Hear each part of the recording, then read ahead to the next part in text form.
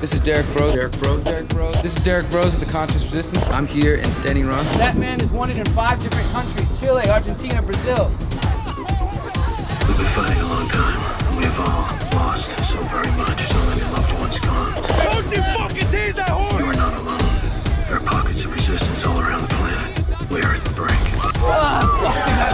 Above all, stay alive. You have no idea how important you are. If you're listening to this, you are the resistance. Okay, so now we're going to get into COVID news. And surprise, guys, there's some news of COVID not necessarily adding up to what we are being told. I know you're all very blown away. You're astounded that this could possibly happen. Of course, I'm being facetious. For those of you who followed my work, especially on Last American Vagabond, you'll know that a few months back I wrote an article called The 5 Reasons Your Friends, and this was written more for a quote-unquote normie audience, and it was called 5 Reasons Your Friends Do Not Trust the COVID-19 Numbers. And that was basically the whole, the rundown of it. I just did like 5 selected stories that I'd found across international media with numbers of people's, deaths being counted that really weren't COVID deaths, and later that being changed. Just so many things like that. All right, well, I'm going to go get into the PCR test story first, and we're going to get into this Nashville thing, because the Nashville thing just is another clear example that governments right now want to push a certain agenda, and that is they want people to be afraid. And part of the way they keep people afraid is having people taking these tests and getting positive results, and so they believe that they are now could potentially be sick or infect others. And the test is called the PCR test. This is my article from the LastAmericanVagabond.com. We titled it, "If the PCR test is unreliable, why are health officials demanding the public be tested?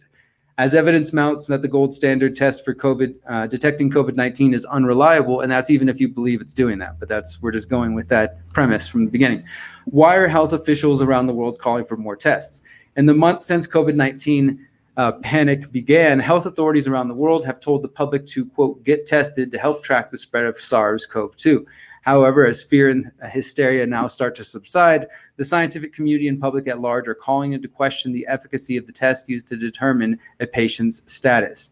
This article is a brief examination of the evidence that the PCR test is unreliable and should not be used as a determinant for the number of COVID-19 cases or as a factor in political decisions." And what I mean by that is, and this is something that Professor Carl Hennigan talks about in this article a few times, or in his recent work, is that whenever somebody is given a positive test status, that can prevent them from going to work. In some places, they can have to face forced quarantines. Sometimes they can be taken away from their families. And let's imagine in New Zealand, where they're putting people who are tested positive into quarantine centers. So that's a pretty big effect on your life. And, it would stand to reason if there's problems with the test and there are going to be such harsh responses that we should know for certain that these tests are legit. That's just kind of what we're getting at here. All right, so let's continue. Where we're at. Okay. It says, as evidence mounts, excuse me.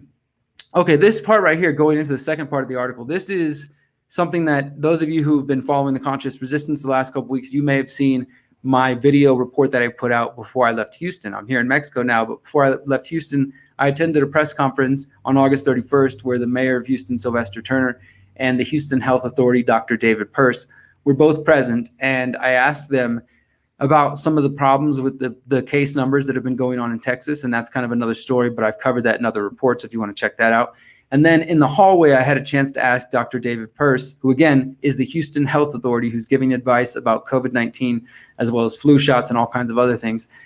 I asked him about the PCR test and the fact that the test is so sensitive that some people say it could be picking up previous infections, dead virus. People say that it just magnifies genetic material and it can essentially be used to find something even if there isn't really something. It can basically confirm its own bias, is one way to put it. So I started to ask Dr. David Pearce about these questions, and he conceded that there were some problems, and this part is maybe a little bit too in the weeds for some people, but it's really important to just understand this one aspect, because I know some of you out there are ready to rush and have been since back in April. So this whole thing's fake. There's no viruses. It's all completely fake. And look, I'm willing. I've interviewed Dr. Andrew Kaufman, who believes in the exosomes and terrain theory, and I definitely think there's something to terrain theory for sure. And I understand the history there. But my point is that I don't think this whole thing's fake. So even if it is, I won't proclaim that until I have the opportunity to find the evidence and back it up. And as time goes on, I continue to call out and write about these case numbers being misattributed to because of other reasons.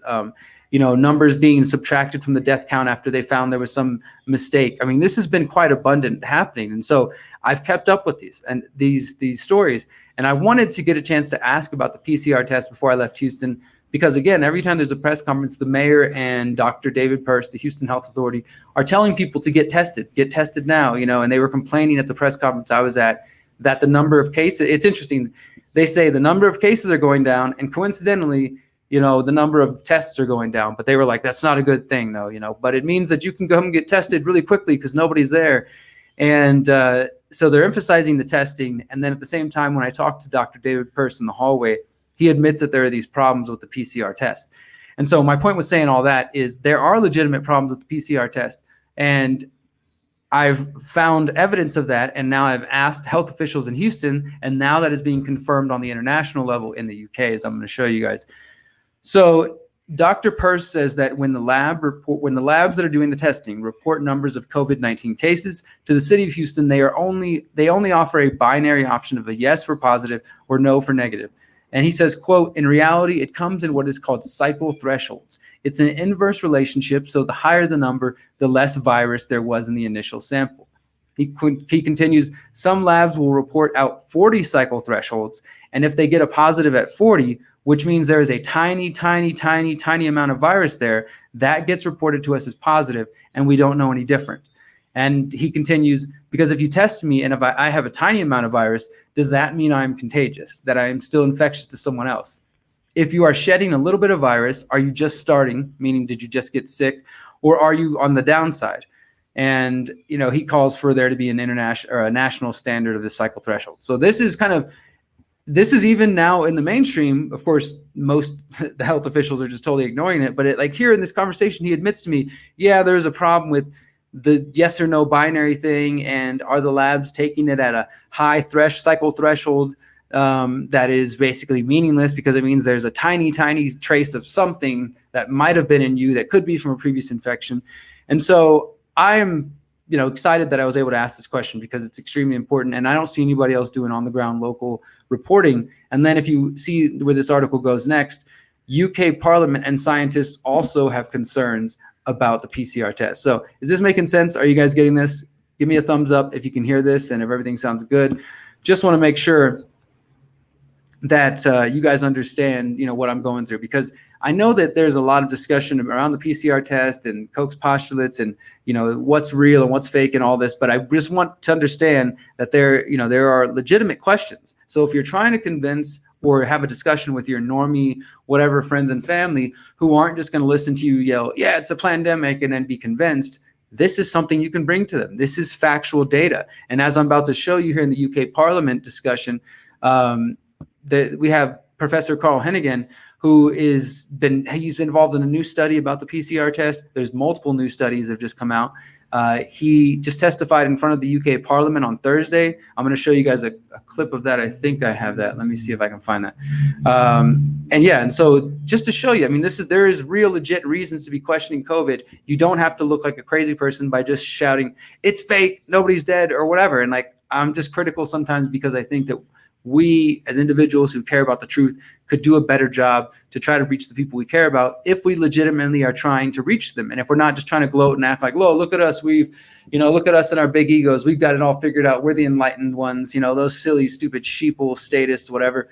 The point here is that if your goal is to try to reach people as mine is, and you want to grow this movement of conscious awareness and of breaking free of these systems, then perhaps the messaging and the effort you put into the messaging needs to reflect those desires. So instead of just being dismissive or talking down to people, make an effort. Okay, how can I really reach them? Which documentary that I can see is going to be most likely to convince a quote unquote normie audience? And I don't mean that in any sort of derogatory way.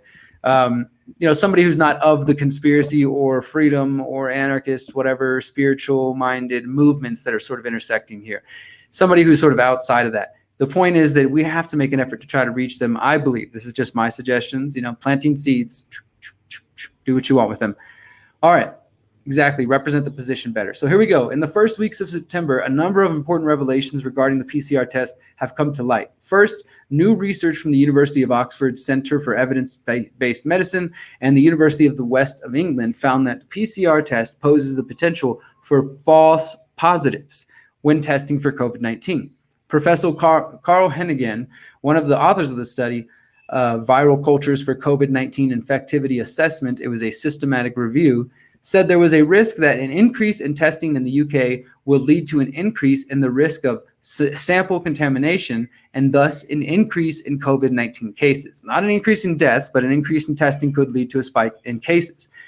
The team reviewed evidence from 25 studies where virus specimens had positive PCR tests. And this assumes, again, that these 25 studies had isolated the virus. And I know there's some people who contest that fact. And I think there's some interesting debates to be had there. So perhaps you might want to go look at this systematic review and look at the 25 studies they examined and see if those studies themselves even were able to isolate it. Just another field of research.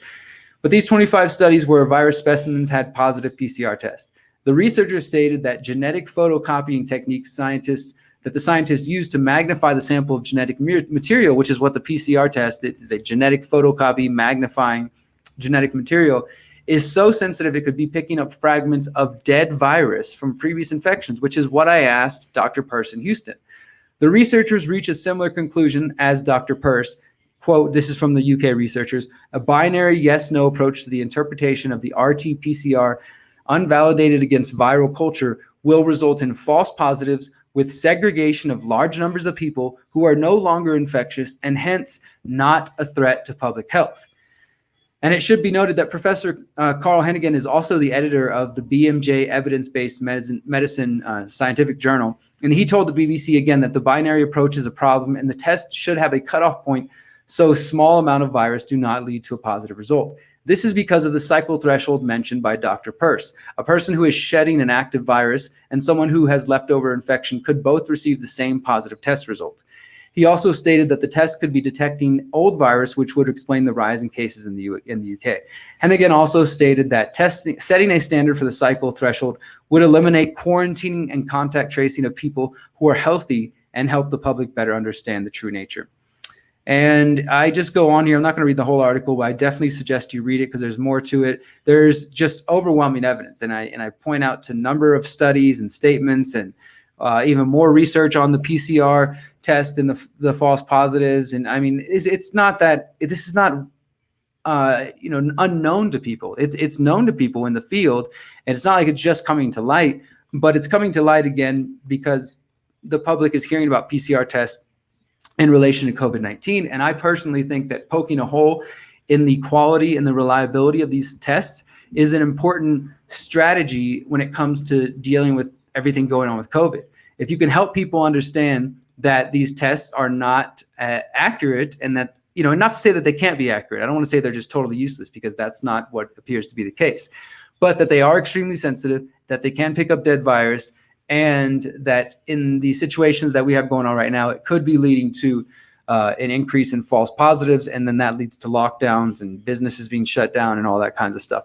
So the point here is I think this is a weakness in the overall COVID-19 narrative, and if you're trying to poke a hole in that and provide that to your social media friends or your real world friends and family, this is a time to do that. This is an opportunity to do that. So please go read my article at thelastamericanvagabond.com. It's the first article. If the PCR test is unreliable, why are health officials demanding the public be tested? Please, please, please go read that article and share it out there because I put some time into it. And I think that you guys will not only enjoy the information and the knowledge in it, but that you will be able to share that and hopefully have some success with your friends and family.